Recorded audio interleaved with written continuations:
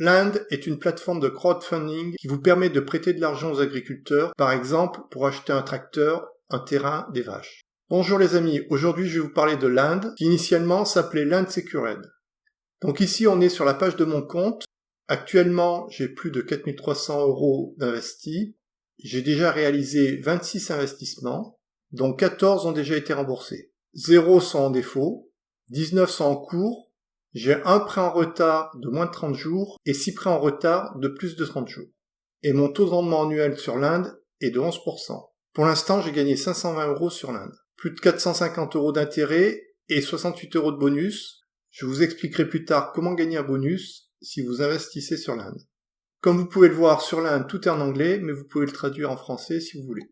Même si la traduction automatique n'est pas parfaite, cela peut aider pour ceux qui sont allergiques à l'anglais. Sur l'Inde, il y a deux marchés. Le marché primaire que l'on voit sur cette page. Vous pouvez sélectionner ce que vous voulez en indiquant par exemple le taux d'intérêt compris entre une valeur et une autre valeur, la durée du prêt que vous voulez, la LTV, j'expliquerai plus tard ce que ça signifie, et également le pays dans lequel investir. Vous voyez ici, actuellement, il y a un prêt à financer, avec un taux d'intérêt de 13% sur une durée de 25 mois. On peut regarder plus en détail. Vous avez tous les éléments concernant le prêt, le montant emprunté, le taux, la durée, la LTV, la description en détail du projet. Donc ici, c'est pour financer une entreprise agricole qui emprunte pour l'achat d'intrants. Vous avez des détails sur l'agriculteur et également des détails sur la garantie. Ici, ce qui est mis en garantie, ce qu'on appelle un collatéral, ce sont des terrains. C'est-à-dire que l'Inde va prendre une hypothèque sur ces terrains et si l'agriculteur ne rembourse pas, l'Inde va chercher à récupérer l'argent emprunté en vendant les terrains qui sont en collatéral.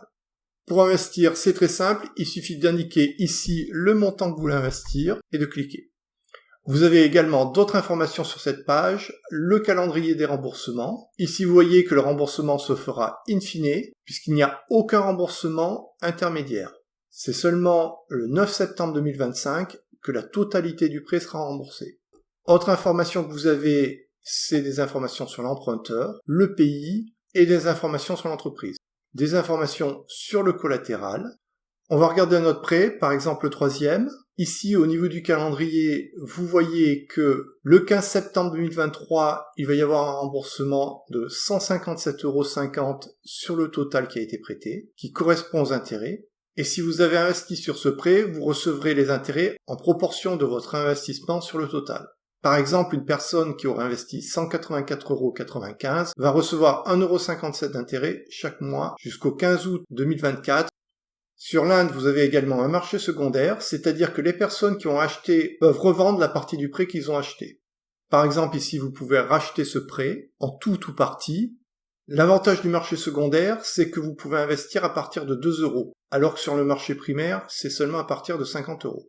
Si vous voulez des détails sur le prêt, vous pouvez cliquer ici, et si vous voulez investir, il suffit de cliquer ici. Il y a une autre façon d'investir sur l'Inde, c'est d'utiliser l'investissement automatique. Soit l'investissement basique, il faudra investir au minimum 50 € et sans limite sur le maximum. Pour l'investissement basique, vous ne pouvez pas choisir dans quel prêt vous pouvez investir. Par contre, l'investissement avancé vous donne la possibilité de choisir dans quel type de prêt vous voulez investir. Vous pouvez choisir le taux d'intérêt que vous souhaitez, la durée, la LTV, le type de garantie. Donc vous créez une stratégie avec un nom et vous soumettez. Dans la partie portefeuille, vous retrouvez la totalité de votre investissement, ce que vous avez investi sur le marché secondaire, vos placements réservés, c'est-à-dire l'argent que vous avez investi et dont le prêt n'a pas encore démarré. Vous avez la liste de tous vos prêts, vous pouvez cliquer dessus pour avoir les détails, vous avez la date d'achat, combien vous avez investi, le montant restant, le prochain paiement à venir. Vous avez la possibilité de vendre puisqu'il y a un marché secondaire. Ce qui est intéressant, c'est que cette page vous permet également de télécharger la liste de tous vos prêts juste en cliquant ici. J'ai mis en forme le fichier Excel pour que vous puissiez mieux voir les informations. Sur la première colonne, vous avez l'identification du prêt, ensuite le montant total, le type de collatéral, le pays, le montant que vous avez prêté, le montant qu'il reste à rembourser et le nombre de mois qui restent pour la durée du prêt. Vous avez également le statut. Ici, vous voyez par exemple les prêts en cours, les prêts qui ont déjà été remboursés que j'ai mis en vert, et les prêts en retard que j'ai mis en orange. Et en dernière colonne, vous avez la date à laquelle j'ai investi. Ici, j'ai rajouté la moyenne. Donc par exemple, vous voyez que j'investis en moyenne à 11,25% pour un montant moyen de 157 € et sur une durée moyenne de 18 mois. Si vous souhaitez investir, vous pouvez cliquer sur le lien que je mets en commentaire de cette vidéo, ce qui vous permettra de bénéficier de 1% de cashback sur les investissements dans le marché primaire que vous ferez dans les 90 premiers jours suivant votre inscription. Merci d'utiliser mon lien, moi aussi j'aurai un bonus. Donc une fois que vous êtes sur cette page, il suffit de cliquer sur Register, cliquez sur Commencer pour investir, vous avez indiqué votre email, mot de passe, confirmez le mot de passe et vous vous inscrivez. Vous allez recevoir un email pour confirmer votre email. Vous aurez bien sûr d'autres informations à donner. Pour confirmer votre inscription, l'Inde va vous demander la photo de 2 pièces d'identité. Donc par exemple, ça peut être votre carte d'identité et votre passeport, ou votre carte d'identité et votre permis de conduire. Il faudra bien sûr faire un virement vers l'Inde. Sur l'Inde, les virements sont très rapides. Plusieurs fois, mes virements vers l'Inde ont été réalisés le jour même. Je vous donne maintenant quelques informations supplémentaires sur l'Inde. En moyenne, les prêts proposés par l'Inde ont une LTV de 44%. Je vous explique ce qu'est la LTV. C'est le rapport entre le montant emprunté et la valeur de la garantie. Par exemple, si un agriculteur emprunte 44 000 € et qui met en garantie sa maison, vous avez donc une LTV de 44%. Sur l'Inde, en moyenne, l'argent que vous allez prêter va vous rapporter 10,8%. Et les prêts ont en moyenne une durée de 17 mois. Question la plus importante à se poser, est-ce que prêter de l'argent sur l'Inde, c'est risqué ? Comme toujours en crowdlending, vous avez un risque de perte en capital, c'est-à-dire que vous pouvez perdre tout ou partie de l'argent que vous prêtez. Cependant, systématiquement, quand l'Inde prête de l'argent à un agriculteur, il met une hypothèque sur un collatéral.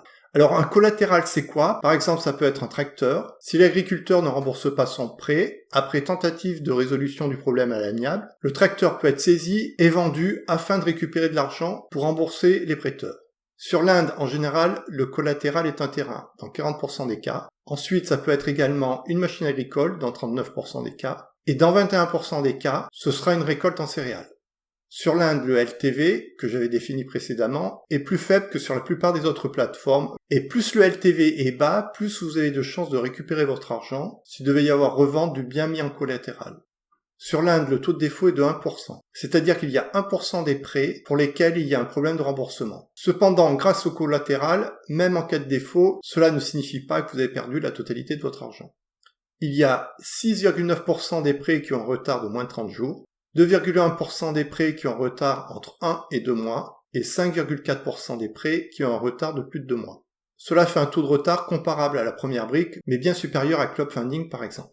D'autres informations pour vous aider à évaluer le risque, l'Inde existe depuis 2019, ce qui est relativement récent. L'Inde est régulée PSFP. PSFP est la régulation européenne pour les prestataires de services en financement participatif. L'argent que vous déposez sur l'Inde n'est pas mis sur le compte de la société l'Inde, mais il est déposé sur un compte séparé chez BNP Paribas, ce qui donne une sécurité au cas où l'Inde fasse faillite. La grande majorité des emprunteurs sont en Lettonie. J'attire votre attention sur ce point, car cela pourrait générer des problèmes étant donné la guerre en Ukraine. Je vous donne maintenant mon analyse personnelle sur l'Inde. J'ai déjà analysé 8 types d'investissements. Vous pourrez retrouver les vidéos dans la playlist Investissement. Et il me reste de nombreuses plateformes à vous faire découvrir. Donc abonnez-vous si vous voulez avoir un avis objectif sur de nombreux types d'investissements. Tout d'abord, en rentabilité, je mets une note de 4,5 sur 5. Puisque les taux proposés par l'Inde sont très intéressants, entre 10 et 12%, et parfois 13%. Concernant la sécurité, je mets une note de 3,5. C'est une note bien inférieure à ce que j'avais donné par exemple sur Clubfunding ou Kaviku, car sur ces deux plateformes, le taux de défaut est de 0. Si j'ai mis seulement 3,5, c'est parce que sur l'Inde, il y a quand même 1% de défaut, et il y a également un taux de retard assez important.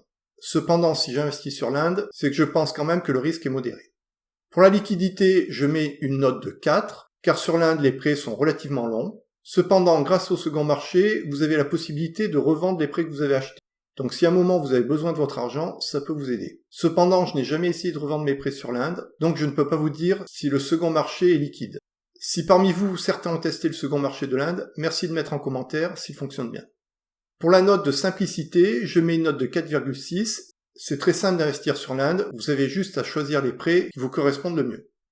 Maintenant, la liste des avantages et inconvénients de l'Inde. Tout d'abord, il y a une bonne rentabilité. Les prêts sont très accessibles puisqu'on peut investir dès 50 € sur le marché primaire et à partir de 2 € sur le marché secondaire. La LTV est faible, ce qui donne une bonne garantie. Autre chose qui me semble important, l'Inde est une bonne façon de diversifier ses investissements. L'Inde offre un cashback de 1% à l'inscription. Sur l'Inde, il y a beaucoup de projets, je dirais entre 5 et 20 par semaine. Le paiement des intérêts est mensuel, alors que sur d'autres plateformes comme la Première Brique, on reçoit les intérêts à la fin du projet. Les retraits et les virements sont rapides, cela met en général entre 1 et 3 jours. Et également, il existe un second marché. Au niveau des inconvénients, tout d'abord, il y a un taux de retard non négligeable. Il y a un risque de perte en capital, mais ça c'est général dans le crowdfunding et dans le crowdfunding. Les prêts partent très vite, donc il faut être réactif. Lorsqu'un nouveau prêt sort, l'Inde va vous envoyer un mail. Comme les prêts sont relativement longs, parfois jusqu'à 4 ans, il y a également un manque de liquidité. À mon avis, l'Inde peut intéresser des personnes qui veulent faire des investissements utiles, c'est-à-dire prêter de l'argent à des agriculteurs pour qu'ils puissent réaliser leurs projets. L'Inde va également intéresser les personnes qui souhaitent diversifier leur investissement. C'est en effet un moyen très simple d'investir dans le domaine agricole. Je ne conseillerais pas de mettre tout son argent sur l'Inde, car il y a quand même des taux de retard et des taux de défaut qui sont non négligeables. Mais par exemple, si vous avez déjà de l'argent investi sur Kaviku ou Clubfunding, c'est un très bon moyen de diversifier son investissement. Si vous avez des questions sur l'Inde, n'hésitez pas à me les poser en commentaire, et à la semaine prochaine.